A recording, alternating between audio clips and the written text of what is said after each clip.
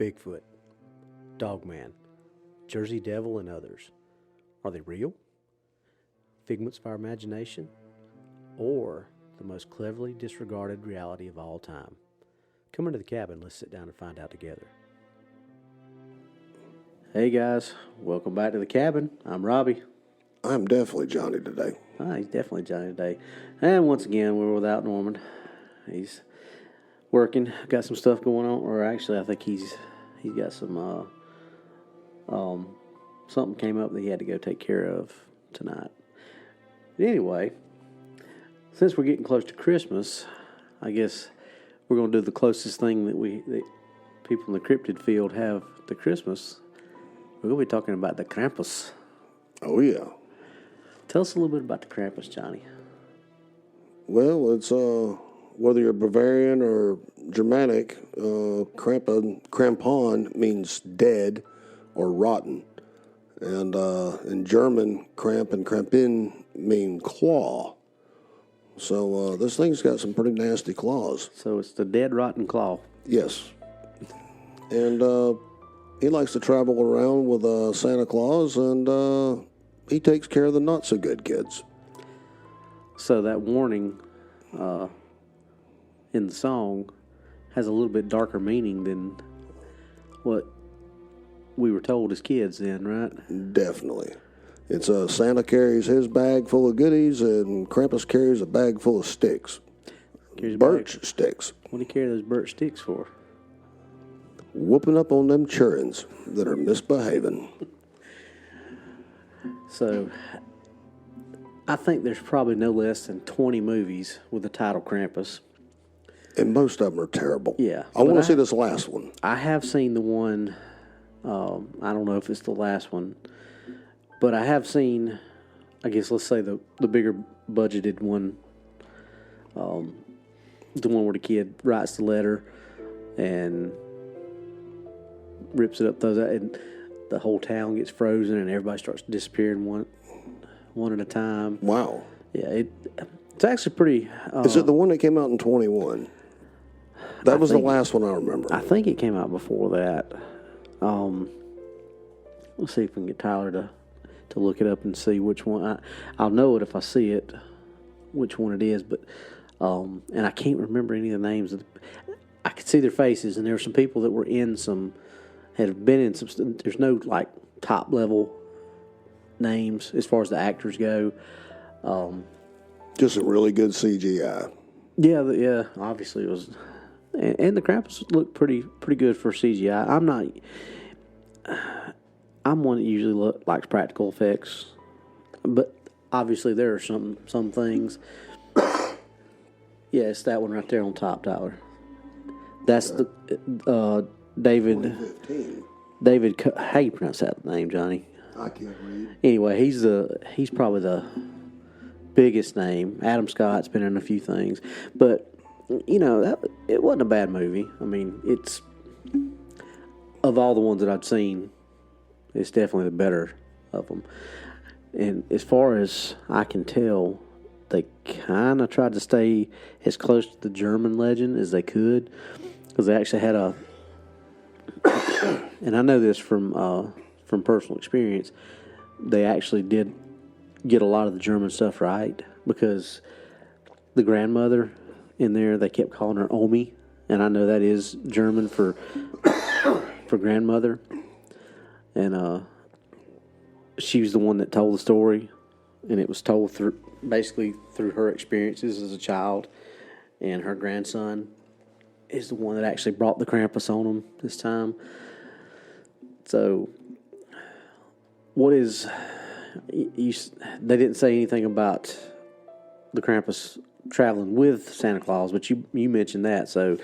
Yeah, they said they both visited together at the same time.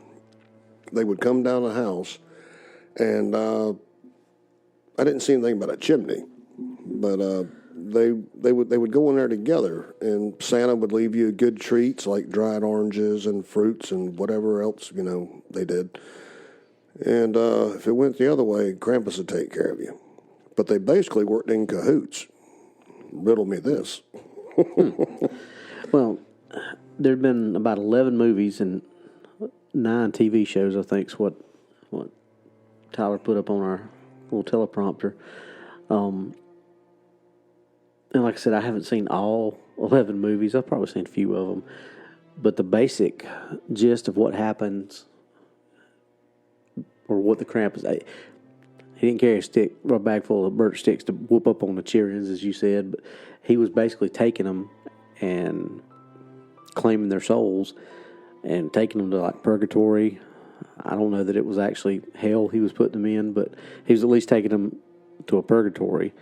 And, without spoiling the ending of that movie we just looked up, you might want to watch that one, because it's pretty heavy-handed towards the end when it gets to what happens.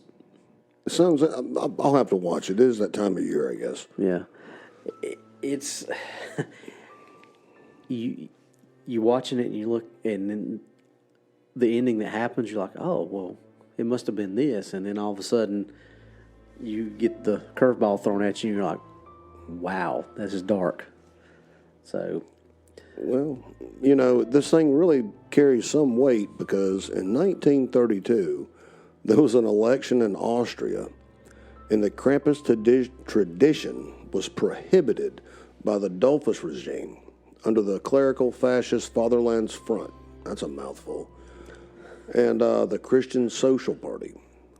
And in the 50s, they distributed pamphlets titled "Krampus is an Evil Man." And towards the end of the century, a popular resurgence of Krampus celebrations occurred and continues today. And the Krampus traditions being revived in Bavaria, they're going back and doing the hand-carved wooden mask and things they did in the past. And in 2019, there were reports of drunken or disorderly conduct by masked Krampuses in some Austrian towns. Imagine that.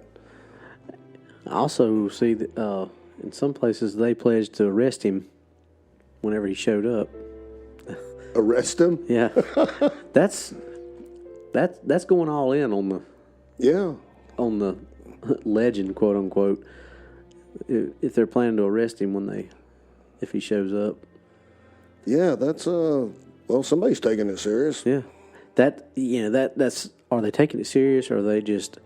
Because, Germany's always been one about using the propaganda and using it to their best interest. I mean, German propaganda films during the war are legendary. Goebbels was brilliant. Yeah, he was a genius. I mean, Quentin Tarantino could not have been far off.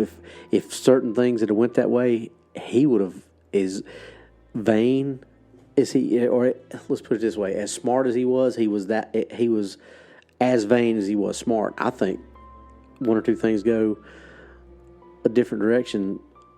Inglourious Bastards probably could have happened, because if he'd have thought that there was that many people that were really wanting to come in and fawn over his product, because he was. All the movies he made were just, sheer genius. So German propaganda has always been very well used at the right time. According to our little graphic here, it says Krampus is celebrated on December 5th every year across Germany. Other European countries and Australia, I believe. Is it Austria or Australia? Yeah, it is Australia. I might have to ask Tombstone about that one. It occurs the night before the celebration of the feast of St. Nicholas, which is, Santa Claus's not alter ego, but another name for Santa Claus. And a night when people dress up as the devil. Well, that's nice.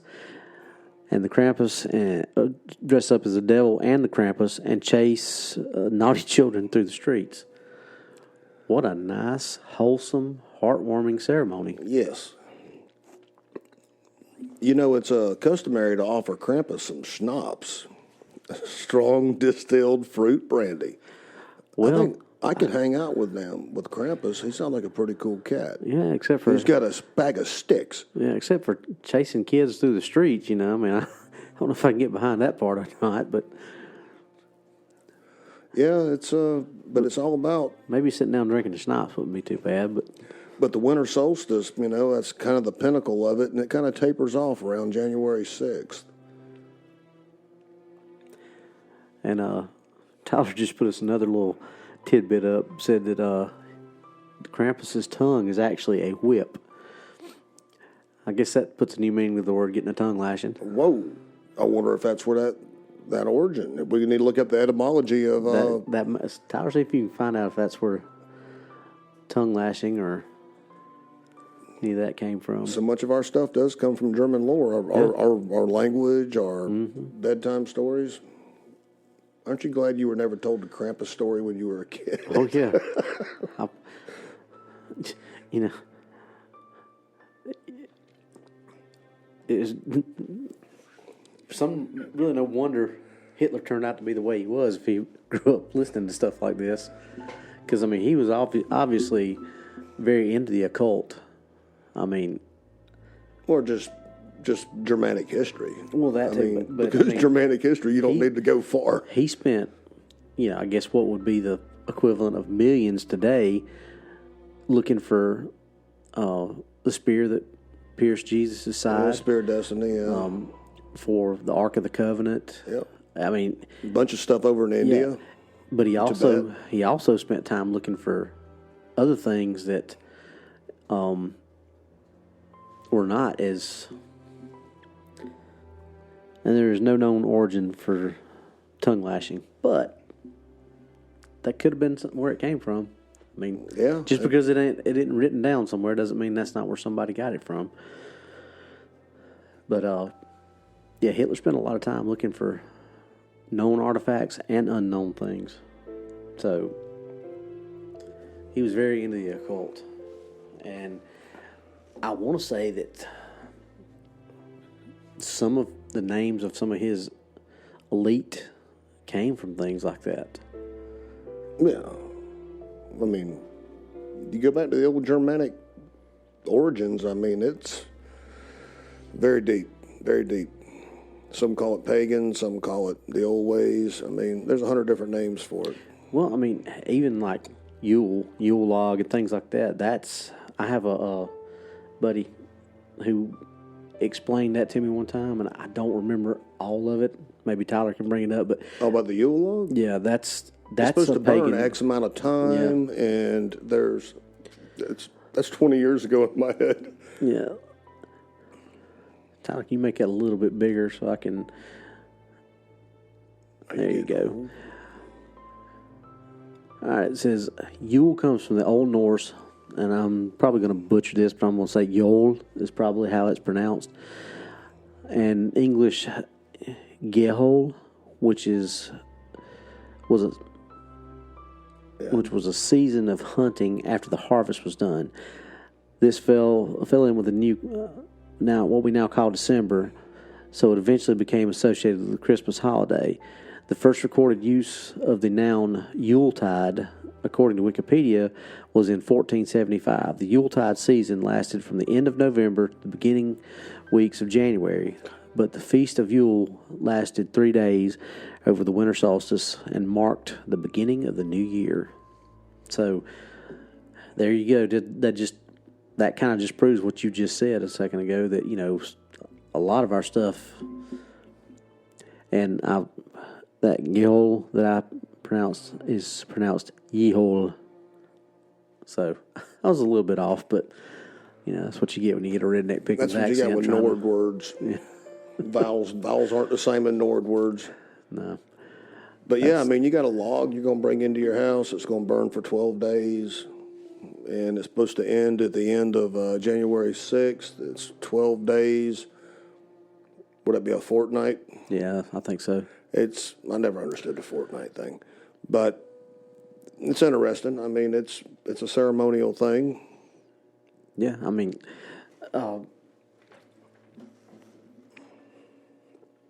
Maybe you burn that to keep Krampus away. Originally, it was a whole tree or a large trunk that was carefully chosen, felled, and hauled into the longhouse with great ceremony. So they had, I mean, it wasn't just, like you said, it wasn't just the burning of the log. I mean, it went back all the way to, choosing the tree, which I guess that kind of falls into us going out and choosing our Christmas tree, and the ceremony of decorating the tree kind of translates to the, they're bringing it in, and it's a whole ceremony. So I mean, how about your song, "The 12 Days of Christmas"? I think that like fully encompasses the Yule tide or the Yule time.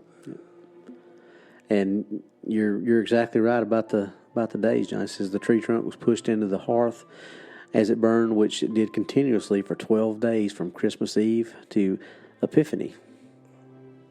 So yeah, that one probably where your 12 days of Christmas comes in. We got a really cool history here, an amalgam of different lores here in the States. You'd be a fool not to dig into them. Do the etymology. Well, I mean, it says it in our, we're a melting pot. When you get Native American and German, English, and where even throw Chinese and Japanese, Norse. I mean, you throw all those things in there, things are going to get mixed up. And then when you get, and you get these cultures that come in, and then they start intermingling and getting married, and these cultures start blending together, and then you got the kids of these two cultures marry kids of these two cultures, and then you get, before you know it, instead of just having two cultures, you got four cultures mixed in, and then, yeah. And this, the Yule goat said Thor was said to have a chariot that was pulled across the sky by two goats, or two goat bucks. One was Yule, I remember that, and what was the other? I can't remember what the name of the other one was. It didn't say it on there, but he did. He had two goats, and one of them was named Yule. That's cool. Mm-hmm. I knew he had goats, but I never knew the names of them. Yep. And I believe they say the names of them in the new Thor movie, which I hadn't seen it yet, though, but the two goats are in there.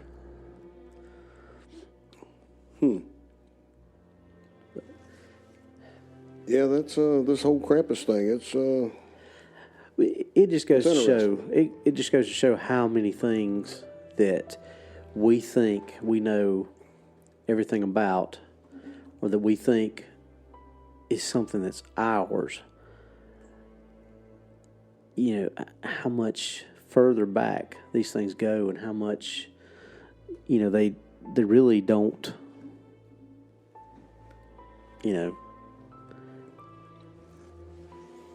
Like Christmas, everybody thinks that's a traditional American holiday, but it's for Macy's. That's where exactly. That's where the modern day Santa Claus came from here in the States, was Macy's, and then the Rudolph thing. I think I started at Macy's as well. All this, the crap you see now is so far from the original Christmas, and it's all New York marketing. I despise it. I despise this time of year. Until you can talk to old people and you hear about the old ways, that's cool. But I don't even own a TV for this reason. Just shoot yourself in the face time of the year. Because of all the ads, it's terrible. Yeah, it's... But on a warm and fuzzy note, maybe Krampus will come see me. With a stick. Yep. Santa that is seen today was actually invented by Coca-Cola. Do what? The Santa that we see today was invented by Coca-Cola.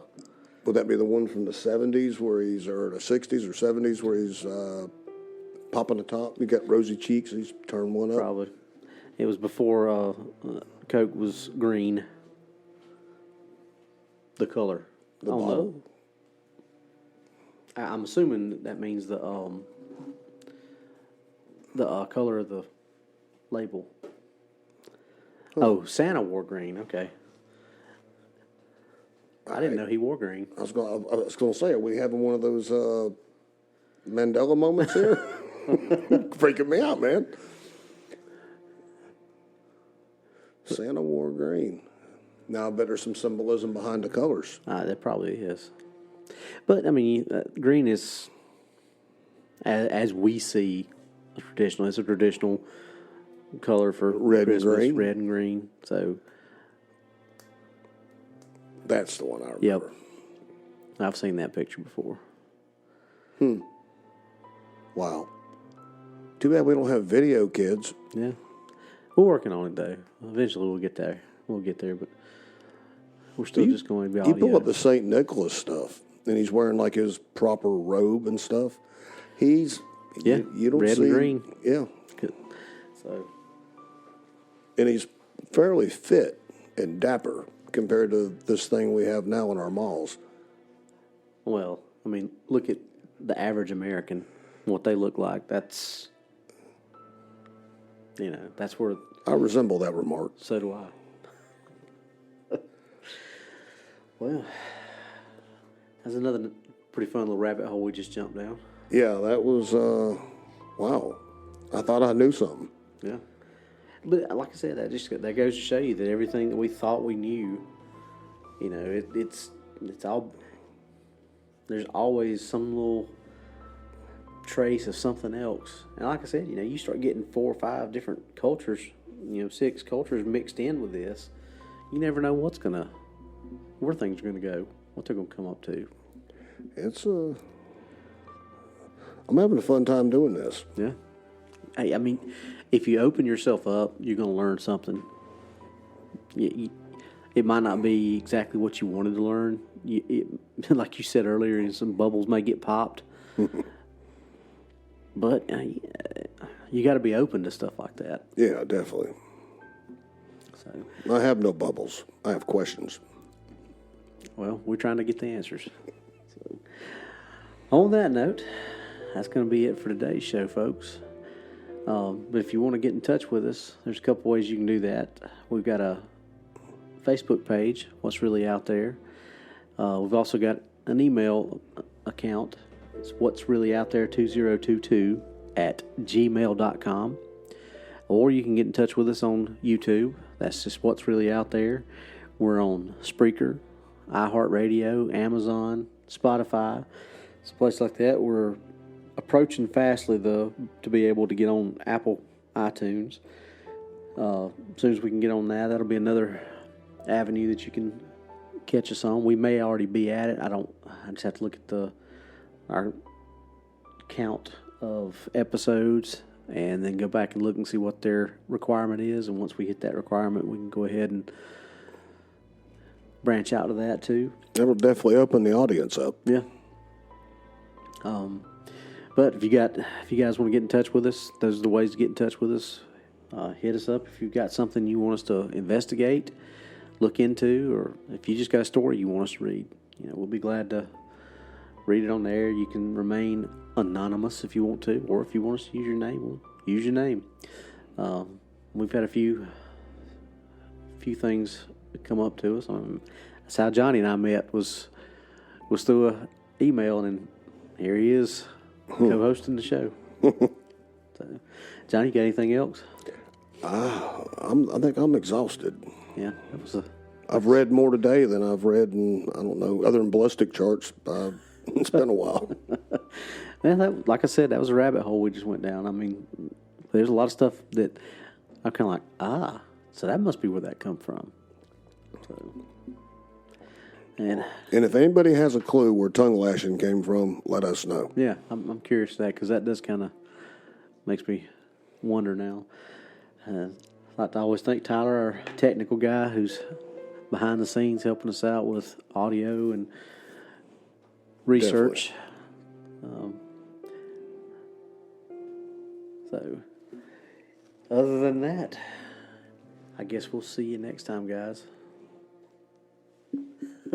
Tyler says he does not exist, but we know he does. Krampus?